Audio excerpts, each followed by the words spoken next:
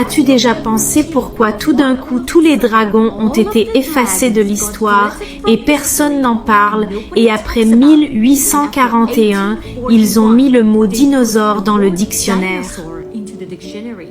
Les dinosaures ne sont pas une chose réelle, c'étaient des dragons, et ce que représentent les dragons et les métaphores dans un monde spirituel, dans votre propre vérité, est intéressant.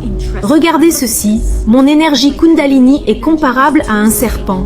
Le serpent se mange lui-même, et le serpent est un symbole infini, mais ce n'était pas un serpent pour les humains d'aujourd'hui.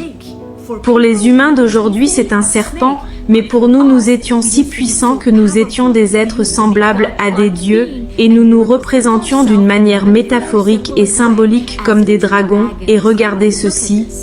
C'est la meilleure image que je puisse vous expliquer. Votre serpent doit évoluer et devenir un dragon. C'est pourquoi dans l'énergie de la Kundalini, nous aurons des ailes. Et regardez ça, un serpent n'a pas d'ailes, un serpent ne fait que bouger, mais les dragons volent. Je mets mes pieds dans le guerrier du Tai Chi. Et même si je m'efforce d'évoluer, d'élargir ma conscience, de reconnecter mon cerveau, de devenir maître de mon avatar physique, de mon cerveau et de mon esprit, je comprends la puissance cachée dans mon corps.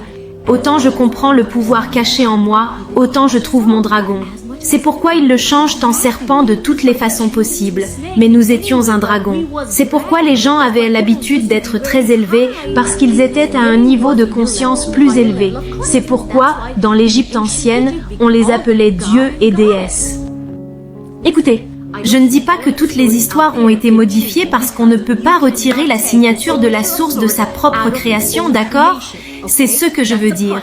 Et toutes ces histoires, tous ces dieux et déesses. Jésus vient d'Isis et le Christ vient de Christos. Ce sont des informations très anciennes et tout cela représente une partie de votre cerveau. À l'époque, ils le voyaient symbolisé et comme ça même s'ils le comprenaient parce qu'ils ne savaient pas à l'intérieur de cela.